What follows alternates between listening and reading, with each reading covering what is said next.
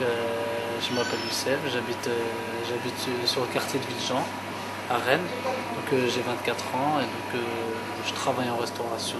Donc j'ai fini mes études il y a quelques années. Donc j'étais à l'université. Après ensuite j'ai fait d'abord un BTS. Ensuite j'ai fait une troisième année à l'université Rennes. Donc voilà, ça fait quelques années, environ 10 ans que j'habite sur Villejean. Donc j'habitais en Normandie avant. Donc en gros j'ai assisté à la reconstruction du quartier. Est-ce que tu peux nous en parler? Alors, donc le quartier, on va dire que le quartier, il y a quelques années encore, on avait une vision du quartier moins comment dire, moins agréable. On avait des immeubles dégradés, donc une dalle détériorée, donc avec des commerces datant de plusieurs années. Donc il y a eu des efforts de la ville pour reconstruire le quartier. Donc ils ont commencé par les immeubles, ensuite par la dalle Kennedy, tout ce qui est commerce et tout. Donc ils ont réussi à replacer tous les commerces, les regroupant au même endroit, donc avec plusieurs. Vous avez participé dans ce projet? Il y a eu comment ça s'appelle, une maison, pas la maison quartier, mais la maison des jeunes de la maison verte qui est. Maison verte. Voilà, la maison verte qui était en premier temps, elle était située sur la dalle Kennedy. Donc temporairement, le temps de reconstruire la dalle. Donc on était là, donc il y avait des activités sur la dalle. Et ensuite, elle a été remise au fond du quartier, quoi. Plus loin, quoi. Donc décaler un peu de la dalle. Tu trouves que c'est important ou c'est d'avoir éloigné la maison verte ou c'est plus important d'être sur la dalle? Ouais, voilà, en fait, la dalle, en fait, quand on voit l'architecture, comment elle est faite, la dalle, donc c'est vraiment centré sur le quartier, vraiment, c'est vraiment le cœur du quartier, donc tout se situe sur la dalle, en fait. Donc autour, il n'y a que des immeubles, et au centre, c'est tous les commerces, donc ils ont un peu éloigné, on va dire, tout ce qui est maison de quartier, maison des jeunes, tout ça, donc en gros, sur le centre, on a le commerce, le commissariat et donc rien d'autre à côté. Voilà. Pour toi, c'est important d'avoir quelque chose de centralisé pour les jeunes. Voilà, quelque chose de centralisé qui permet d'être en même temps proche de soi et donc en contact permanent avec les animateurs ou les éducateurs, donc tout ce qui touche à la jeunesse. Je vous vois tout le temps sur la dalle. C'est vrai qu'en ce moment, on peut prendre, mais donc d'habitude, il y a des regroupements sur la dalle. Ça montre qu'il y a un manque d'infrastructure, tout ce qui est locaux. Donc, quand on regarde un autre quartier situé dans le sud, par exemple, ils ont à peu près, on va dire, plusieurs, voire 8, voire 10 locaux pour un seul même quartier, ou tout le quartier du Blône, en gros. Donc ici, si vous cherchez un local, il n'y en a aucun, on va dire. Il n'y a pas de local, il y a juste une maison de quartier pour les jeunes. Maison de quartier pour les jeunes. En gros, la maison de quartier, elle regroupe. En gros, la maison de quartier, elle regroupe tous les locaux qui devraient y avoir. Pourquoi vous n'irez pas à la maison de quartier pourtant? La maison de quartier, on a apporté. La maison de quartier, en fait, en gros, il y a quelques années, on allait beaucoup là-bas. Et c'était proche des jeunes et tout. Donc, au fil du temps, il y a eu comment dire, ils se sont décalés un peu, ils ont oublié la jeunesse, ils sont plus rapprochés de tout ce qui est personnes les plus âgées. Donc il y a eu des contacts avec la maison de retraite. Beaucoup de jeunes là-bas. Non, franchement, du quartier même, des jeunes qui sont vraiment grandis ici, il n'y a personne qui va là-bas, juste les petits frères qui commencent à aller là-bas, mais donc il n'y a vraiment pas grand-chose à la maison de quartier. Avant c'était plus ouvert, il y avait le côté bar là, comme il y a toujours, et sur le côté, donc tout ce qui est jeux de société, table de ping-pong et tout ce qui va avec. Mais il y avait plus d'activités en fait, on faisait de la mini-moto, on faisait du paintball, on faisait plusieurs activités à la demande. Donc on faisait des demandes. C'est vous qui faites la demande? Voilà, on faisait la demande. Et donc maintenant, ils nous disent, bon, les vacances là, pour les petits frères, je parle, maintenant on a grandi, ils leur disent, donc il y a telle ou telle activité, donc il n'y a pas le choix en gros. En gros, soit vous prenez ça. On vous donne plus le choix. Ouais, voilà. Il y a de moins en moins de choix, donc c'est aux jeunes de s'adapter. Ça pose un problème pour vous. Voilà, c'est aux jeunes de s'adapter maintenant. Alors qu'avant, c'est la maison de quartier qui s'adaptait aux jeunes. Donc il y a eu un retournement de situation qui est en faveur de la maison de quartier. Quand ils ont reconstruit le quartier là, d'Al Kennedy, ils ont donné plusieurs locaux, donc tout ce qui est les commerces, tout ce qui touche à tout ce qui fait du profit, quoi. Donc nous, on n'a eu aucun local, même au cœur de la dalle, donc ils ont pu nous donner juste un local pour les jeunes, au moins pour tout ce qui est regroupement, pour qu'il y ait au moins de la communication entre nous dans un local exprès pour nous, donc au moins il y aura une meilleure image des jeunes sur la dalle, quoi. Donc ça serait plus convivial, on va dire. Donc, si jamais tu es dans un poste de décision, qu'est-ce que tu proposeras? En ce qui concerne les locaux, tout ça là. Non, au niveau du quartier. Au niveau du quartier. Au niveau du quartier, déjà, il faudrait. Il y a une maison, comment ça s'appelle, le Relais. Le Relais. Je sais si vous connaissez le Relais, il est situé juste à côté du commissariat. Donc là-bas, avant, il y avait Sylvie et Antoine. Voilà. Donc Sylvie, je crois, ils l'ont envoyé dans un autre relais situé au centre ou je sais plus où. Et donc eux, rien qu'à eux deux, déjà, ils avaient plus de contact avec les jeunes que la maison de quartier et la maison verte en même temps. Enfin, ils connaissaient plus la vie des jeunes, ils étaient bien derrière les jeunes par rapport aux deux autres infrastructures qui sont la maison de quartier ou le relais, ou la maison verte. Ils étaient là, tout ce qui est emploi, activité, tout ce qui est aide, même aide de devoir, tout aide à faire des CV, tout ça, ils étaient vraiment derrière les jeunes. Et là, depuis quelques années, ça fait 2 ans, Sylvie elle est partie, donc tu es parti avec elle. Voilà. Pourquoi les jeunes ne reprennent pas un petit peu Non, il y a un jeune. Parler de relais, pourquoi vous ne reprenez pas ce relais? Mais le relais là, il y a un jeune. Le relais tu as de l'action et de... Voilà, j'ai tout à fait compris. Il y a des jeunes là qui s'investissent dans le quartier. Il y a des jeunes qui sont là pour tout ce qui est, par exemple, on voudrait juste avoir un gymnase 2-3 fois par semaine juste pour faire tout ce qui est activité sportive, tout ça. J'ai entendu parler de ça. Donc voilà, il y a un jeune, là, il a réussi à ouvrir un gymnase, au Barreau, voilà. Donc il est ouvert de 20h à 22h tous les vendredis. Mais on est voire une vingtaine, voire une trentaine à jouer.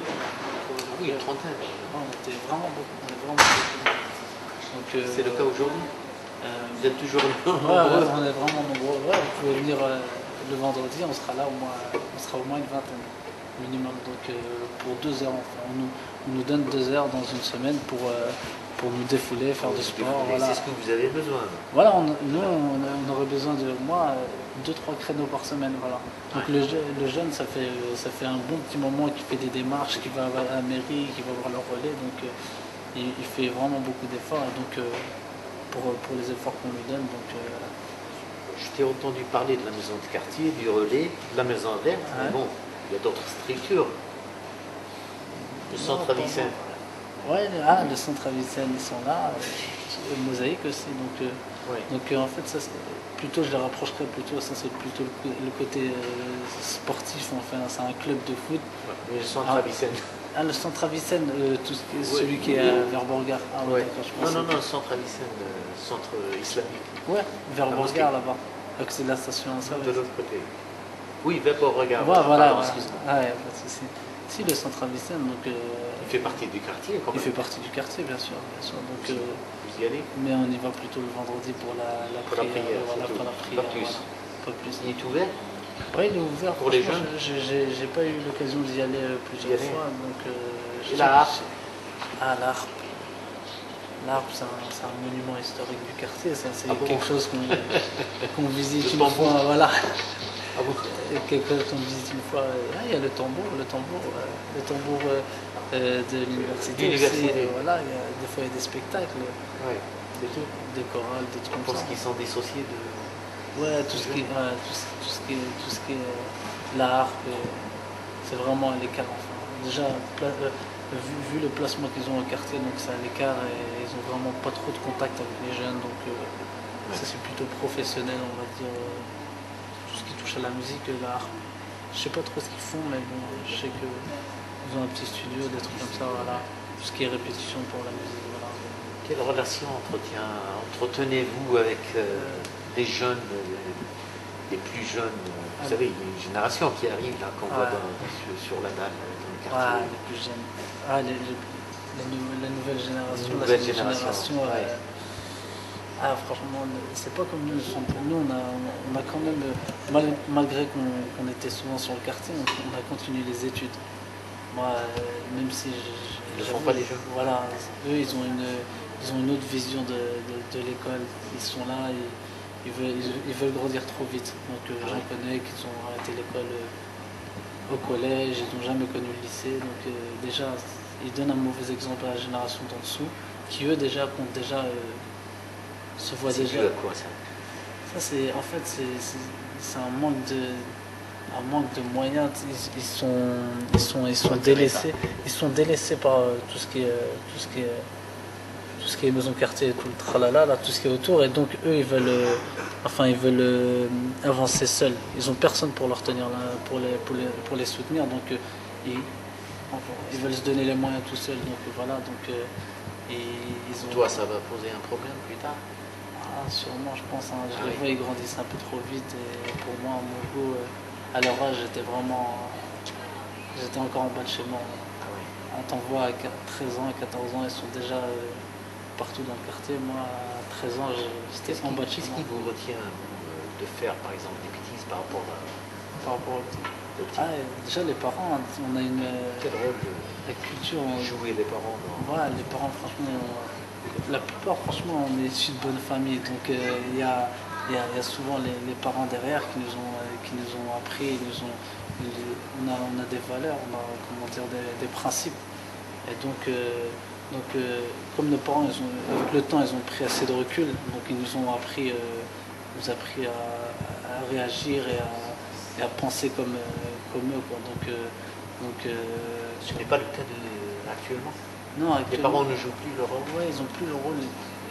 Les parents ont vieilli, donc ils ont eu plusieurs enfants, donc ils ont des enfants qui sont c'est les mêmes parents. Voilà. Tu parles des mêmes parents. Non, des parents, de nos parents. Par exemple, de nos parents, ils ont par exemple, des enfants de mon âge, ils ont des plus petits enfants, donc pour eux, ils comptent sur les enfants de leurs aînés pour apprendre. Voilà, ce que les aînés ne font pas. Voilà, ce que les aînés ne font pas trop. Donc, voilà. Il y a eu la place de l'aîné est importante. Beaucoup dans les familles. Beaucoup chez nous les Maghrébins. Donc l'aîné représente beaucoup. C'est l'exemple en fait. C'est l'exemple. Donc c'est lui. Il entretient une peur quand même. Une peur. On a peur de l'aîné. Voilà. Ouais. Donc on essaie de faire au mieux pour pas le. C'est plus le cas maintenant. Maintenant, c'est plus le cas. Il n'y a plus le même respect entre les générations. Alors qu'avant, un plus jeune, il respectait vraiment un plus vieux, que ce soit son frère ou que ce soit son cousin ou un ami ou quelqu'un qu'il ne connaît même pas. Il y avait un respect toujours. Il y avait toujours le même respect mutuel. Tu es de quelle origine? Marocain. Tu vas souvent au pays? Oui, je vais souvent au pays. Pratiquement tous les ans.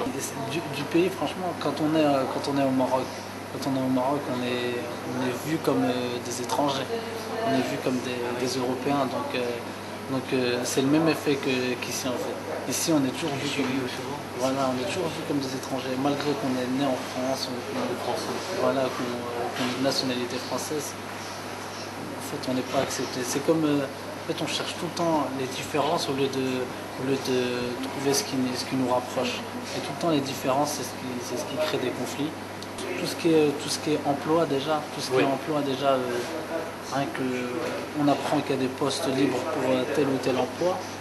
Moi, franchement, j'ai pas fait de longues études, mais j'ai quand même eu un minimum, donc un BTS, donc un bac plus 2. J'ai fait un BTS dans la vente, management des unités commerciales et une année à la faculté de Rennes 2 là.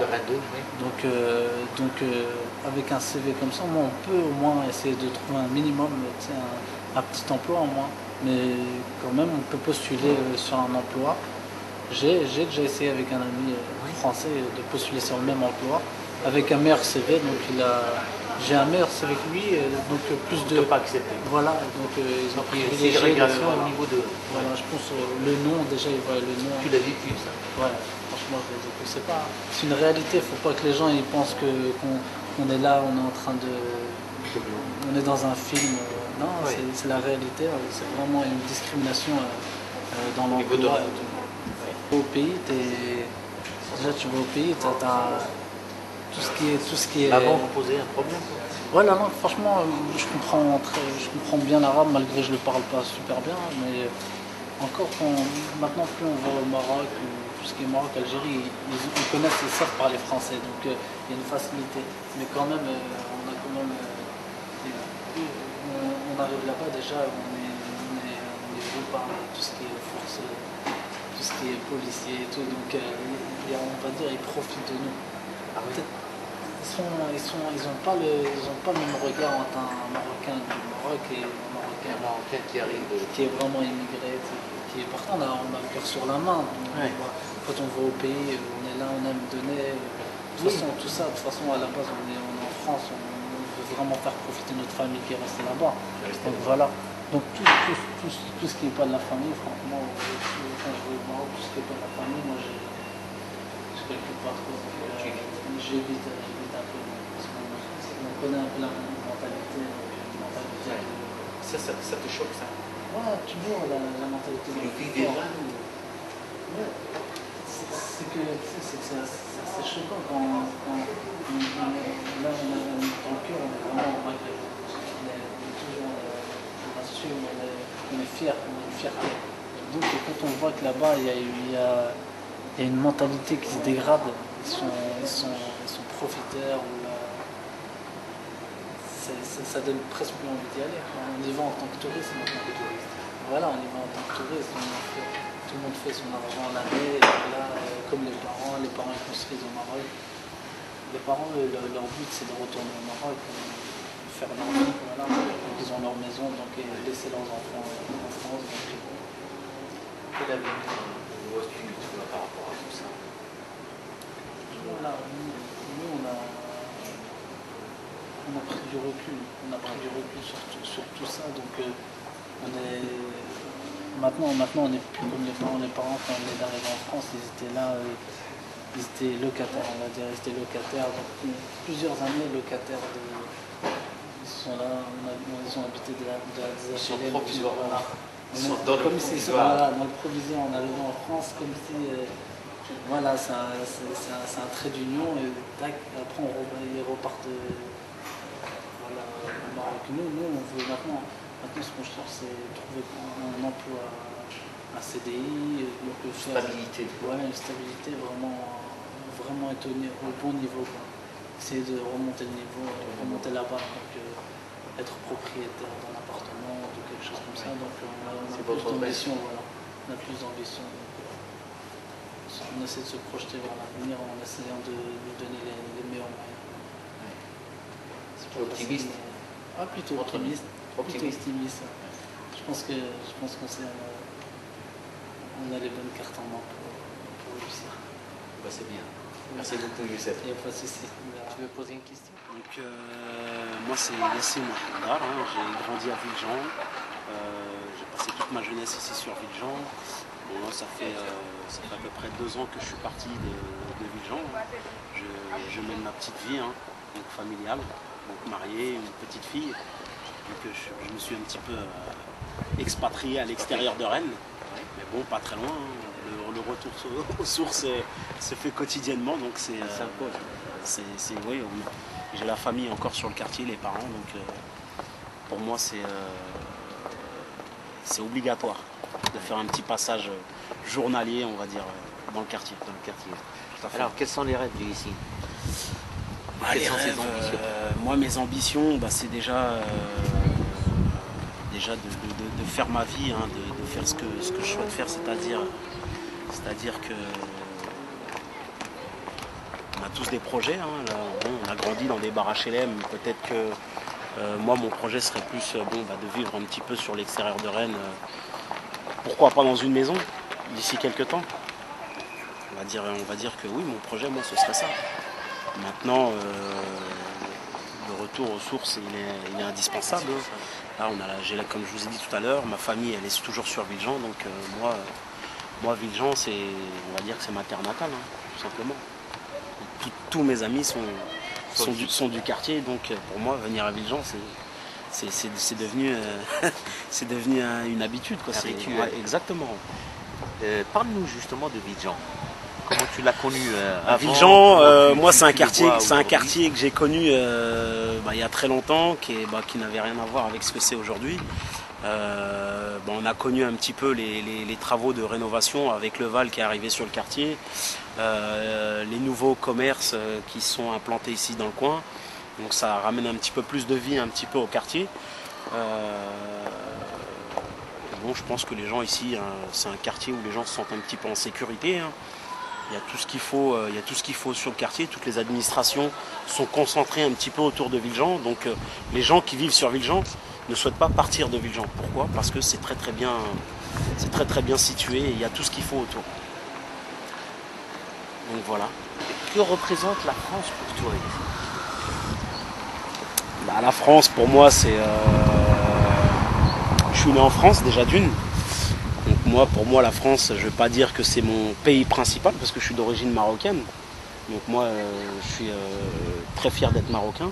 Mais bon, j'ai grandi en France, on a suivi un petit peu les lois françaises et ainsi de suite. Donc je me considère comme français et marocain, tout simplement. Parle-nous du Maroc. Quel bien le Maroc, t'attaches au Maroc? Est-ce que tu pars souvent? Tout à fait. Moi je pars. Moi le Maroc c'est mon pays.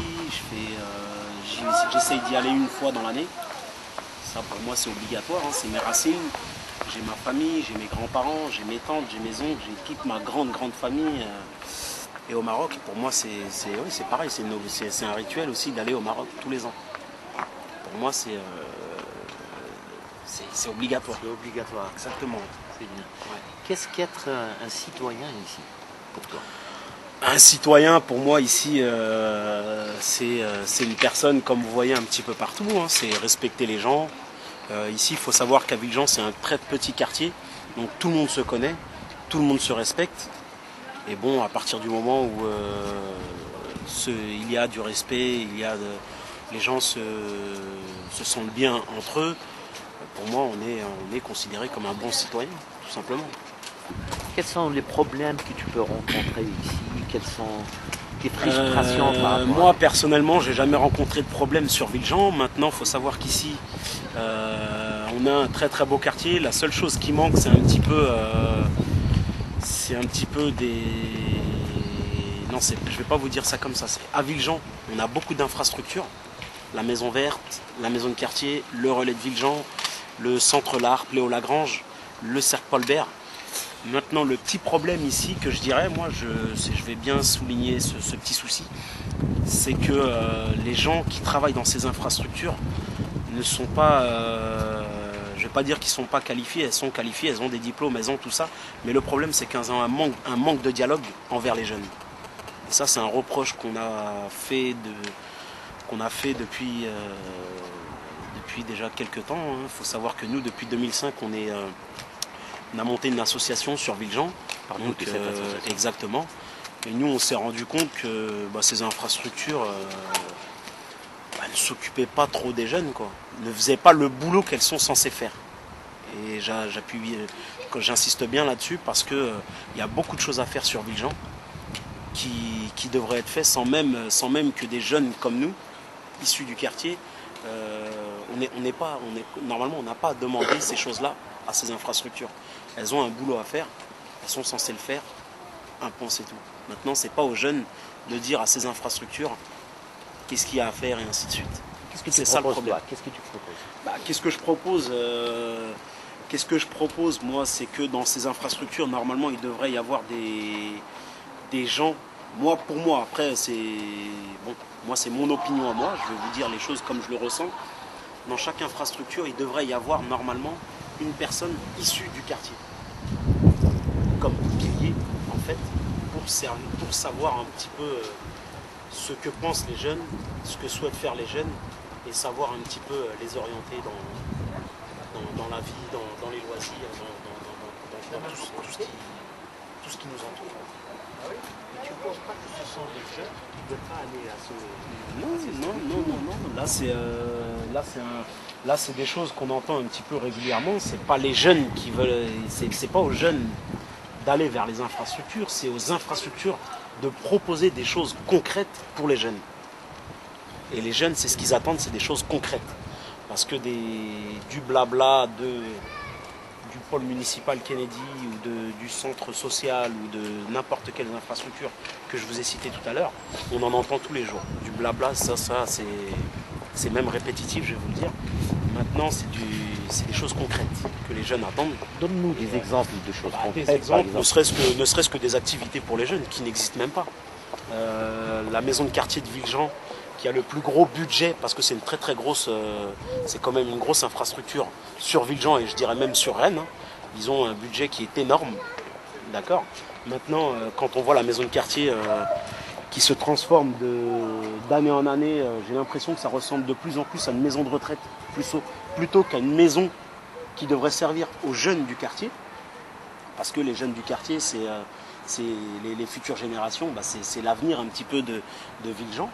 Mais le problème maintenant, c'est que les gens qui tiennent ces infrastructures ont leur politique et ne souhaitent pas faire les choses comme elles devraient le faire, tout simplement. Tu crois qu'il y a un risque si jamais cette situation reste comme ça Un risque, on ne peut pas dire qu'il y a un risque. Maintenant, le fait qu'il y ait une barrière entre ces infrastructures et les jeunes, on sait bien que les jeunes vont être amenés à faire ce qu'elles ont à faire, hein, soit suivre le parcours scolaire, tant mieux pour eux. Maintenant, si le parcours scolaire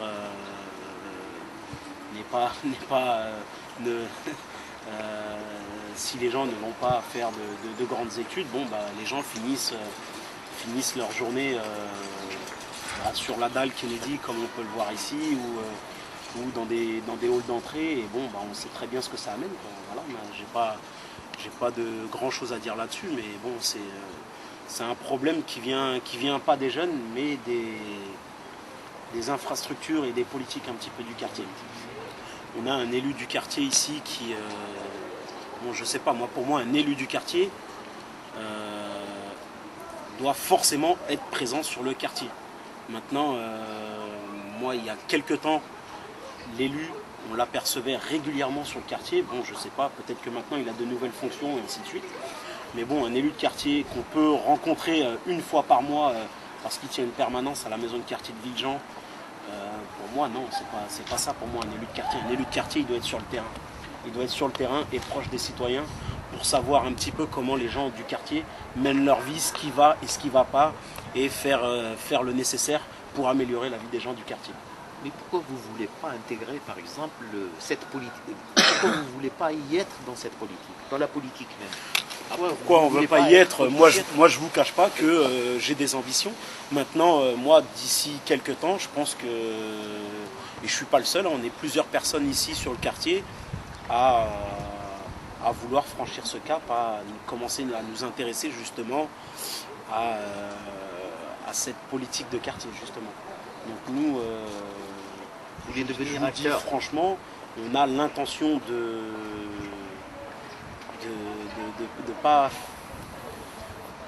je ne vais pas dire faire un petit peu créer la zizanie ou quoi que ce soit là-dedans, mais on a l'intention par nos petites actions, je pense qu'on va peut-être déranger des gens d'ici quelques temps. Tout simplement. Pourquoi? On ne va pas créer un parti politique, mais on a l'intention même d'intégrer le Parti socialiste ici. C'est une bonne chose. Pour nous, c'est une bonne chose. Nous, comme je vous disais, depuis 2005, on a monté une association sur Villejean. Donc, on essaie, par le biais de cette association, de mener des petites actions sur le quartier, faire des petites choses pour éviter que les jeunes, plutôt que de passer leur temps sur la dalle Kennedy ou dans des halls d'immeubles, on a la salle de sport du collège Montbarreau, tous les vendredis soirs, où elle est ouverte, hein, c'est nous qui nous en occupons. J'ai un ami, Julien Horry, qui lui s'en occupe à 200%. Donc avec les jeunes, c'est des activités sportives qui se passent là-bas. On est sur un projet aussi de salle de musculation dans l'école Kennedy aussi, parce qu'on a du matériel de musculation, il nous manque juste les locaux. Donc on est en train de voir ça justement avec un petit peu la ville de Rennes pour récupérer un local, pour poser pour tenir une petite permanence, tenir un petit peu une petite salle de sport pour les jeunes. Mais maintenant, c'est pas ça qui va résoudre les problèmes. Là, le vrai problème, il faut le résoudre à la source, c'est-à-dire intégrer la politique du quartier. Et comment l'intégrer? C'est en entrant dans leur parti, en disant les choses clairement, face à face, devant les gens qui s'occupent de tout ce système, et mettre les choses à plat avec eux. Et si eux ça les dérange, ça nous dérangera pas, justement, le fait d'affronter ces gens-là. On sait que dans le quartier, il y a à peu près une cinquantaine de nationalités, hein, c'est ce que j'ai plané. Ouais. Dans votre groupe, vous êtes plusieurs ou vous êtes... Alors nous, il y a des gens d'origine française, il y a des maghrébins de toutes nationalités, marocains, algériens, tunisiens, il y a des turcs, il y a des asiatiques, laotiens, il y a de toutes les nationalités. Moi je vous parle de ma génération. Voilà. Je vous parle de ma génération, il y a vraiment de toutes les nationalités. Maintenant voilà, nous on va mener notre combat, on va essayer de faire ce qu'on peut faire pour le quartier. Parce que nous, on est issus du quartier, on aime notre quartier, on veut faire les choses pour notre quartier. On ne vous parle même pas des autres quartiers, nous on parle du quartier de Villejean. Parce qu'on sait qu'il y a énormément de choses à faire, qu'il y a plein de possibilités. Maintenant, il manque les moyens et il manque les gens, les gens qui, pour mener à terme ces actions, quoi, tout simplement. Est-ce qu'il y a une différence de mentalité avec les jeunes qui ont grandi ici, qui ont maintenant... se sont assagis, on peut dire, hein, puis les jeunes qui arrivent à Villejean? Ah non, faut savoir qu'à Villejean, moi je vous parle pour ma génération, on est tous issus de Villejean, donc on a tous grandi à Villejean. Maintenant, il faut savoir que depuis quelques années, il y a beaucoup de gens qui se sont expatriés, beaucoup de gens du Nord, c'est-à-dire de familles du coin de Cherbourg et du Nord, qui se sont installés sur Villejean. Bon, ben, tous ces gens ont été les bienvenus. Hein. Les gens que vous pouvez rencontrer sur le quartier, il y en a pour certains qui ont grandi sur Villejean et d'autres qui ont grandi à Cherbourg ou à Lille ou à Dunkerque ou dans des villes que nous-mêmes on ne connaissait même pas. Hein. Maintenant, ces gens font partie de Villejean, ils sont dans le quartier. Bon, bah, c'est un quartier comme un autre, hein. Exactement. Hein. Les gens sont les bienvenus. Hein. Nous on ne met pas de barrière ni rien du tout. Hein. Nous, la seule chose qu'on souhaite, nous, c'est faire avancer le quartier. Maintenant, les gens qui sont prêts à nous aider pour faire avancer tout ça, bon, bah, ils sont les bienvenus. Un message pour la jeunesse? Un message pour la jeunesse, faites de grandes études. C'est ce qui vous amènera du travail. Merci, Yassine. Voilà.